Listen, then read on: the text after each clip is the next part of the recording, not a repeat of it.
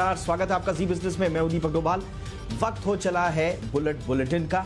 आइए शुरू करते हैं आधे घंटे में 40 खबरों का फटाफट सिलसिला।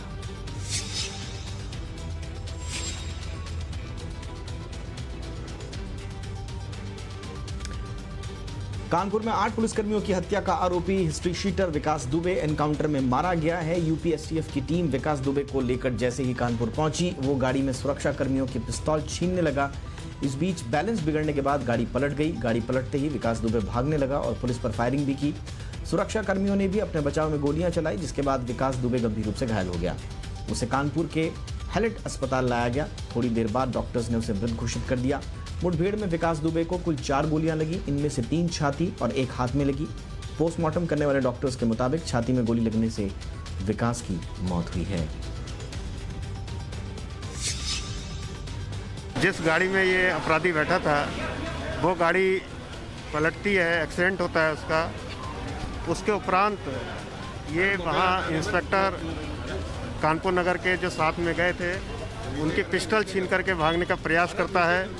पुलिस वाले पीछा करते हैं, गोली चलाता है। जवाबी गोलीबारी में ये मारा जाता है।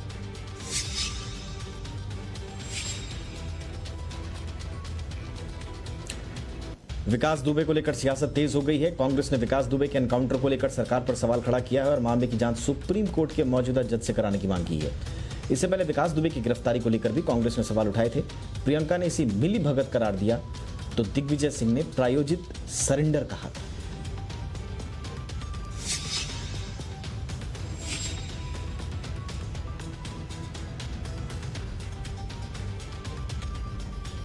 वहीं सपा नेता अबू आजमी ने विकास दुबे के एनकाउंटर पर सवाल उठाए हैं। अबू आजमी ने कहा कि विकास भागकर मध्य प्रदेश ही क्यों गया और इस मामले में मध्य प्रदेश के गृह मंत्री से भी पूछताछ होनी चाहिए। अबू आजमी ने सवाल उठाया कि मध्य प्रदेश जाने में किसने विकास की मदद की और वहां पहुंचने के लिए कानपुर हमले के मुख्य आरोपी ने किससे संपर्क किया। आजमी ने कहा इन सभी सवालों के जवाब खोजे जाने चाहिए, इनकी जांच होनी चाहिए।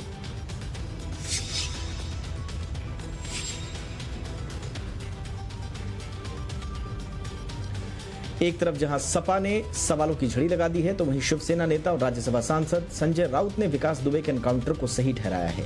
संजय राउत ने कहा कि सवाल पुलिस पर नहीं बल्कि उन अपराधियों पर खड़े होने चाहिए जिन्होंने 8 पुलिस वालों की हत्या की थी।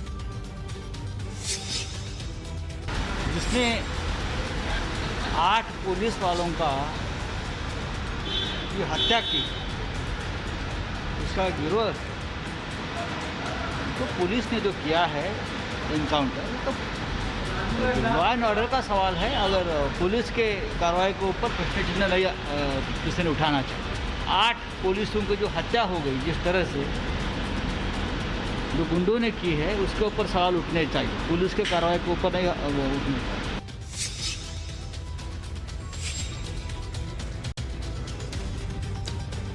प्रधानमंत्री नरेंद्र मोदी ने आज मध्य प्रदेश के रीवा में 750 मेगावाट के सोलर प्लांट का उद्घाटन किया। ये एशिया का सबसे बड़ा सोलर प्रोजेक्ट है। 500 हेक्टेयर जमीन पर बने इस प्रोजेक्ट पर 250 मेगावाट की 3 यूनिट्स हैं। इस प्रोजेक्ट से दिल्ली मेट्रो को भी बिजली मिलेगी। वीडियो कॉन्फ्रेंसिंग के जरिए प्रोजेक्ट का उद्घाटन करते हुए पीएम ने कहा कि पर्यावरण और इकोनॉमी एक दूसरे के मददगार हैं। उन्होंने कहा कि उनकी सरकार साफ सुथरी एनर्जी के लिए काम कर रही है। हम सोलर पावर के मामले में दुनिया के टॉप 5 देशों में पहुंच गए। आत्मनिर्भर भारत के लिए बिजली की आत्मनिर्भरता बहुत आवश्यक है। जब हम आत्मनिर्भरता की बात करते हैं, प्रगति की बात करते हैं, तो इकोनॉमी उसका एक अहम पक्ष होता है।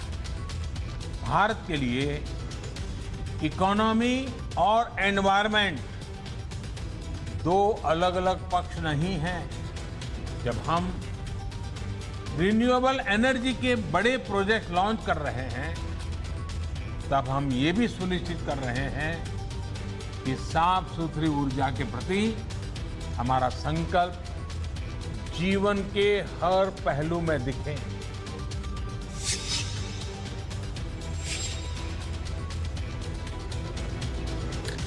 धार्मिक स्थलों को लेकर बने कानून प्लेसेस ऑफ वर्शिप एक्ट 1991 को चुनौती देने वाली अर्जी पर सुप्रीम कोर्ट में कल सुनवाई होगी।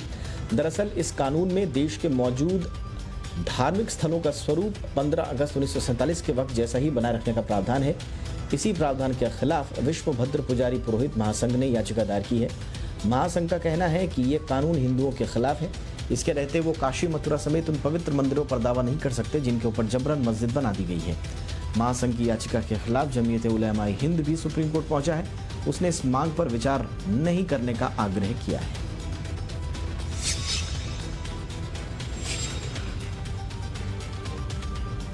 कोर्ट की तरफ से भेजे जाने वाले सम्मन या नोटिस अब व्हाट्सएप और टेलीग्राम के जरिए भी भेजे जा सकेंगे।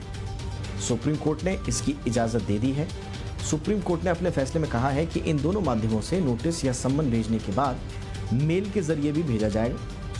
इस नई व्यवस्था में अगर नोटिस या सम्मन के मैसेज में 2 ब्लू टिक नजर आ जाते हैं तो उसका मतलब यह माना जाएगा कि नोटिस देख लिया गया है।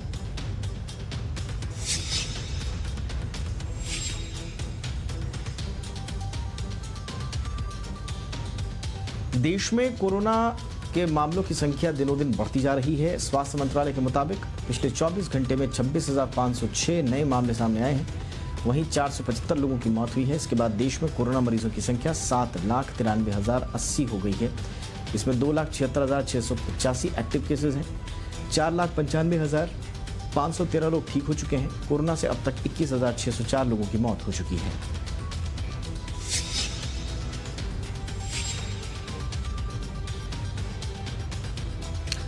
भारत चीन के बीच जारी सीमा विवाद को सुलझाने की कोशिशों के दौरान भारत में चीनी राजदूत की ओर से बयान आया है। सुई वेईडोंग ने सीमा विवाद के मुद्दे को शांति से सुलझाने की बात कही है। उन्होंने कहा कि अतीत से चला आ रहा सीमा विवाद संवेदनशील और जटिल है। हमें समान परामर्श और शांतिपूर्ण बातचीत के माध्यम से उचित समाधान खोजने की आवश्यकता है। उन्होंने कहा कि भारत और चीन को आपसी सहयोग से ऐसे कदम उठाने चाहिए जिनसे दोनों को फायदा हो, न कि ऐसे काम करें कि जिनसे दोनों को नुकसान उठाना पड़े।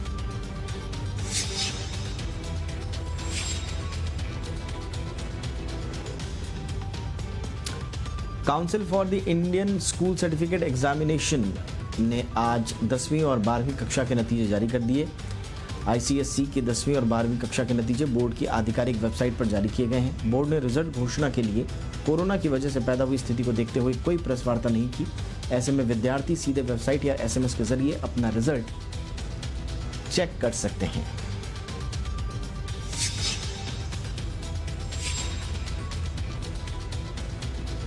और अब बात बाजार और कारोबार की, तो कारोबारी हफ्ते के अंतिम दिन शेयर बाजार ने अपनी तेजी खो दी। आज बाजार गिरावट के साथ बंद हुए। सेंसेक्स ने 143 अंक का गोता लगाया। इस गिरावट के साथ सेंसेक्स 36,594 के लेवल पर बंद हुआ। वहीं निफ्टी की बात करें तो ये 45 अंक फिसलकर 10,768 के स्तर पर बंद हुआ।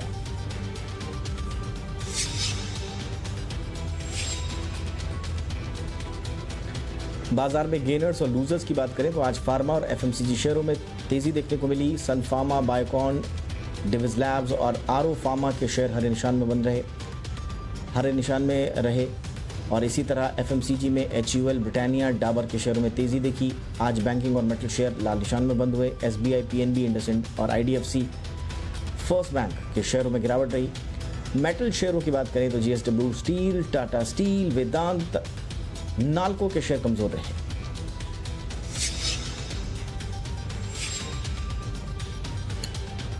वोडाफोन आइडिया ने एक बार फिर से बैंकों की मुश्किलें बढ़ा दी हैं। जी बिजनेस को मिली एक्सक्लूसिव जानकारी के मुताबिक वोडा आइडिया ने बैंकों के पेमेंट में दूसरी बार देरी की है। कंपनी ने टावर कंपनियों को जून के किराए का भी भुगतान नहीं किया। वोडा आइडिया पर करीब 4,500 करोड़ का बकाया है और सूत्रों की माने तो अब बैंकों को इसके लिए प्रोविजनिंग करनी पड़ सकती है।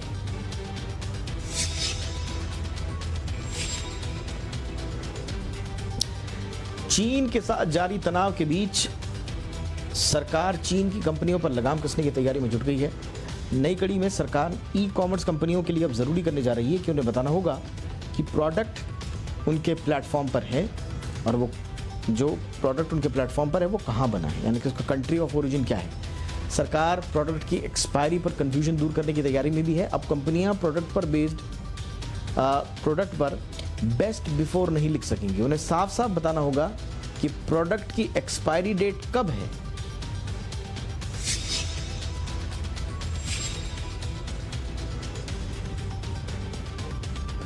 कोरोना काल में सबसे ज्यादा इस्तेमाल होने वाले हैंड सैनिटाइजर को लेकर टैक्स विवाद शुरू हो गया है। हैंड सैनिटाइजर पर गलत जीएसटी लगाने को लेकर जीएसटी इंटेलिजेंस विभाग ने 62 कंपनियों को नोटिस भेज दिया है। वहीं कंपनियों ने भी वित्त मंत्री से दरों को लेकर स्थिति स्पष्ट करने को कहा है। कंपनियों ने इसके साथ ही हैंड सैनिटाइजर पर 5% जीएसटी लगाने की मांग की है। कंपनियों की दलील है कि अलग अलग नोटिफिकेशन की वजह से कंपनियों में कंफ्यूजन है और उसके ऊपर जीएसटी विभाग की जांच से भी कंपनियां परेशान हैं। आज ये बहुत बड़ी कंट्रोवर्सी चल रही है क्योंकि जीएसटी अथॉरिटीज ने बहुत सारे ऐसे मैन्युफैक्चरर्स को नोटिस इशू किए हैं और क्योंकि ये एक एसेंशियल प्रोडक्ट है, आई थिंक जीएसटी काउंसिल को ये डिसीजन लेना चाहिए कि क्या ये 12% या 18% पर टैक्स होना चाहिए, जिससे कि एक टैक्स सर्टेनिटी रहे। इस समय गरीब हो या अमीर इस प्रोडक्ट को यूज कर रहा है, ये बहुत ही महत्वपूर्ण डिसीजन रहेगा जीएसटी काउंसिल के लिए और ये क्लैरिफिकेशन निकलना चाहिए कि इसको 5% पर टैक्स किया जाए। अगली बार जब आप रेस्टोरेंट जाएंगे तो कॉन्टैक्टलेस फूड ऑर्डर भी कर सकेंगे। दरअसल पेटीएम ने कई रेस्टोरेंट समेत कई फूड चेन के साथ कॉन्टैक्टलेस फूड ऑर्डर सर्विस शुरू की है। स्कैन टू ऑर्डर नाम से यह सर्विस क्यूआर कोड आधारित है। कंपनी ने इस सर्विस के लिए popular brand Costa Coffee, Mad Over Donuts समेत कई बड़ी फूड चेन्स के साथ करार किया है। ये कस्टमर्स को सेफ और कॉन्टैक्टलेस फूड ऑर्डर करने में सुविधा देगी।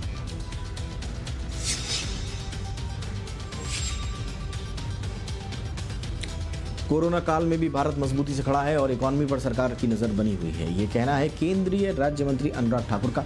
उन्होंने कहा कि कोरोना का असर हर बिजनेस पर पड़ा है। वित्त मंत्रालय हालात पर नजर बनाए हुए है और जरूरत के अनुसार स्कीमों को घोषित किया जा रहा है। अनुराग ठाकुर ने बताया कि पिछले 2-2.5 महीने के बीच 70,000 करोड़ रुपए जेन्युइन खातों में ट्रांसफर किए गए हैं। उन्होंने कहा कि छोटे कारोबारियों को आत्मनिर्भर भारत पैकेज के तहत मिली राहत से मजबूती मिलेगी।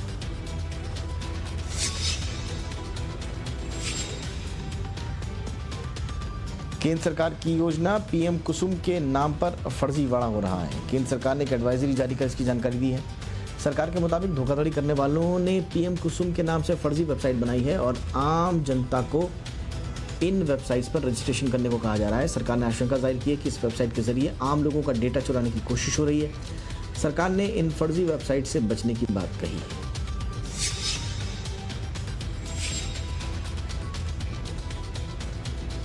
भारत में चीनी प्रोडक्ट्स के बहिष्कार के बीच सैमसंग ने बड़ा ऐलान किया है। कंपनी ने कहा है कि अब वो भारत स्थित अपने नोएडा संयंत्र में स्मार्ट वॉच बनाएगी। कंपनी के मुताबिक ये उसके मेक इन इंडिया प्रयासों का हिस्सा है। सैमसंग ने इसके साथ एक नई 4G smart watch Galaxy watch active 2 4G का एल्यूमिनियम संस्करण भी पेश किया। इसको भारत में तैयार किया गया है और इसकी कीमत 28,490 रुपये रखी गई है। ये 11 जुलाई से ऑनलाइन बिक्री के लिए आएगा। और आइए देश और दुनिया की बाकी 20 खबरों पर एक नजर डालते हैं।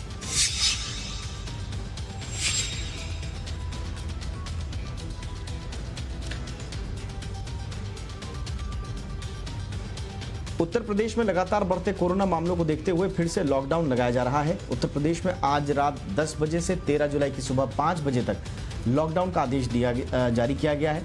हालांकि इस दौरान अस्पताल और अन्य जरूरी सामानों की दुकानें खुली रहेंगी। मालवाहक ट्रकों के चलने पर भी बैन नहीं होगा। हाईवे के किनारे पेट्रोल पंप और ढाबे खुले रहेंगे। इसके साथ ही ग्रामीण इलाकों में भी कारखाने खुले रहेंगे। लॉकडाउन के दौरान स्वास्थ्य विभाग की टीमें मेडिकल स्क्रीनिंग भी करती रहेंगी।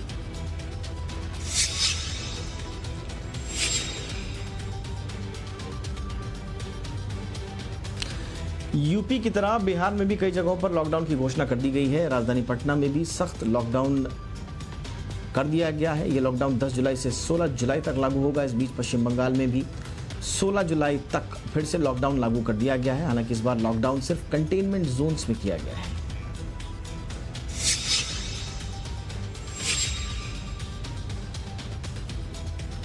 महाराष्ट्र के पुणे और पिछली चिंचवाड़ में भी 11 दिनों के लिए पूर्ण लॉकडाउन का ऐलान किया गया है।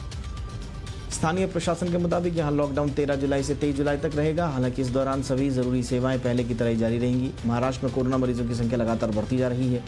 बीते 24 घंटे में ही रिकॉर्ड 6,800 से ज़्यादा मामले सामने आए हैं। कोरोना के बढ़ते मामलों को देखते हुए पुणे में लॉकडाउन लागू किया गया है।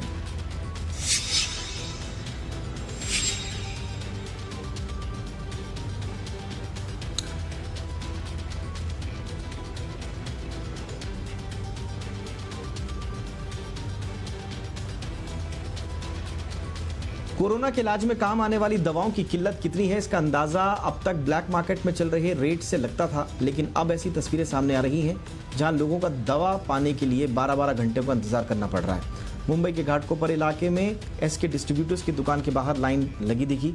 इस लाइन में लोग सुबह 10 बजे से खड़े रहे ताकि उन्हें टेलीसीजूमैब इंजेक्शन मिल जाए। भारी बारिश और कोरोना संकट में बिना किसी डर की परवाह किए लोग घंटों खड़े रहे, फिर भी लोगों के हाथ खाली रहे, लोगों को खाली हाथ जाना पड़ा। इस लाइन को देखकर आप अंदाजा लगा सकते हैं कि किल्लत कितनी है।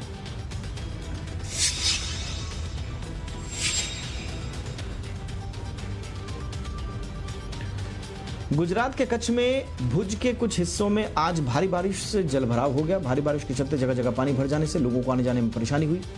गुजरात में पिछले कई दिनों से भारी बारिश का दौर जारी है। 100 से ज्यादा तहसीलों में 5 से 300 मिलीमीटर बारिश हो रही है। सिर्फ कच्छ ही नहीं, द्वारका, जामनगर, जूनागढ़ और पोरबंदर में भी जगह जगह पानी भर गया है।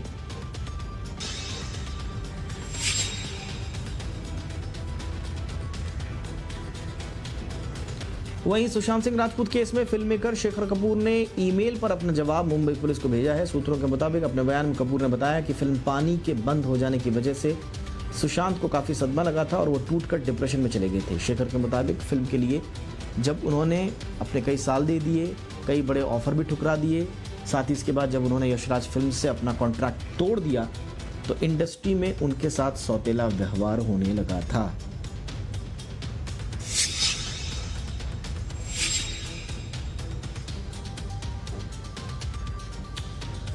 साउथ सुपरस्टार प्रभास ने अपनी आने वाली फिल्म का टाइटल और फर्स्ट लुक रिलीज कर दिया है। राधे श्याम नाम की इस फिल्म में उनके साथ पूजा हेगड़े नजर आएंगी। ये फिल्म एक पीरियड लव स्टोरी होगी जिसे साउथ के डायरेक्टर राधा कृष्ण कुमार ने डायरेक्ट किया है। फिल्म को हिंदी, तमिल, तेलुगु और मलयालम भाषा में अगले साल रिलीज करने का प्लान है।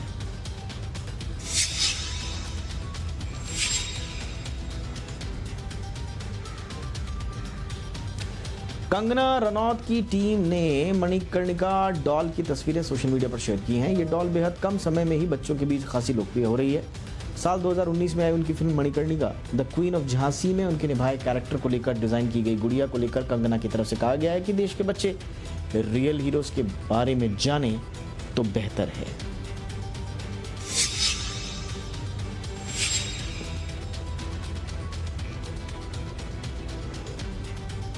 कार्तिक आर्यन ने चाइनीज मोबाइल फोन्स का प्रचार नहीं करने का फैसला किया है। ऐसा करके वो चाइनीज ब्रांड का प्रचार छोड़ने वाले पहले एक्टर हो गए हैं।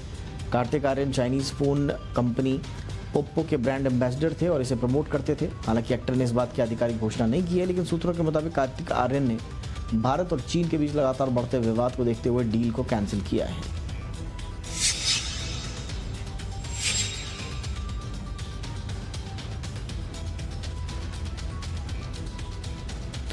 भारत के सबसे बेहतरीन बल्लेबाजों में शुमार सुनील गावस्कर आज 71 साल के हो गए हैं। सचिन के आदर्श और ढेरों रिकॉर्ड अपने नाम करने वाले सुनील आज 10 साल के बाद भारत में और खासकर मुंबई में अपना जन्मदिन मना रहे हैं। इस मौके पर एक इंटरव्यू में उन्होंने कुछ यादगार लम्हों का जिक्र किया। उन्होंने बताया कि उनके नाम किसी टेस्ट सीरीज में सबसे ज़्यादा रन बनाने का रिकॉर्ड है। उन्होंने अपनी पहली टेस्ट सीरीज वेस्टइंडीज़ के खिलाफ 1971 में खेली थी और एक ही सीरीज में उन्होंने 774 रन बनाए थे। आपको बता दें कि जब गावस्कर ने क्रिकेट को अलविदा कहा तब उनके नाम 10,122 रन थे, जो कि सर्वाधिक टेस्ट रन का विश्व रिकॉर्ड था।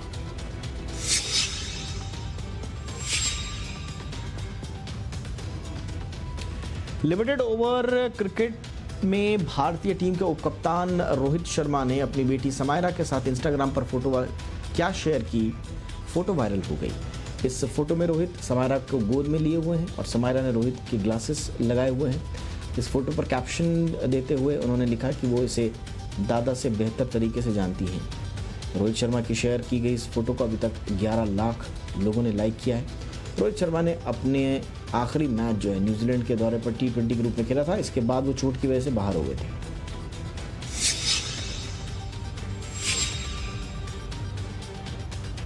भारतीय क्रिकेट टीम के पूर्व कप्तान और बीसीसीआई के अध्यक्ष सौरव गांगुली ने अपने करियर के सबसे मुश्किल दौर के बारे में खुलासा किया है। गांगुली ने कहा कि उनके करियर का सबसे कठिन दौर वो था जब उन्हें भारतीय टीम की कप्तानी से हटाया गया था और उसके बाद 2005 में उन्हें टीम से बाहर कर दिया गया। इसे गांगुली ने अन्याय करार दिया है। एक इंटरव्यू में पूछे सवाल के जवाब में गांगुली ने कहा कि उन दिनों जिस तरह से मेरे साथ व्यवहार हुआ उसे टाला जा सकता था। गांगुली ने कहा कि उन्हें टीम से निकलवाने में सिर्फ चैपल ही नहीं बल्कि दूसरे भी शामिल थे।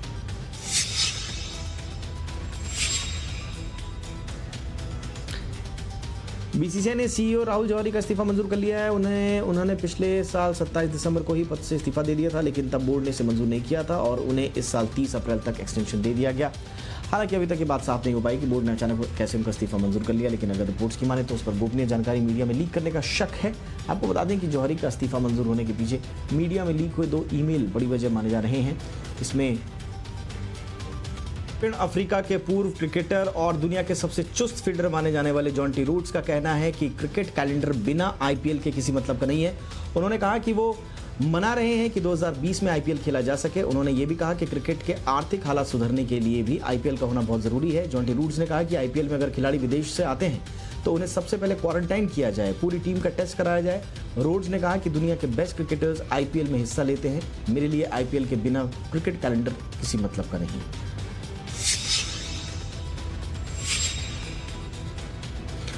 कुलभूषण जाधव मामले में भारत के खड़े रुख के आगे पाकिस्तान झुक गया और पाकिस्तान के विदेश मंत्रालय ने कुलभूषण जाधव को मौत की सजा के खिलाफ अपील करने की मंजूरी दी है। पाकिस्तान ने कहा है कि जाधव को अपील दायर करने के लिए उसे विशेष अध्यादेश लाना पड़ा।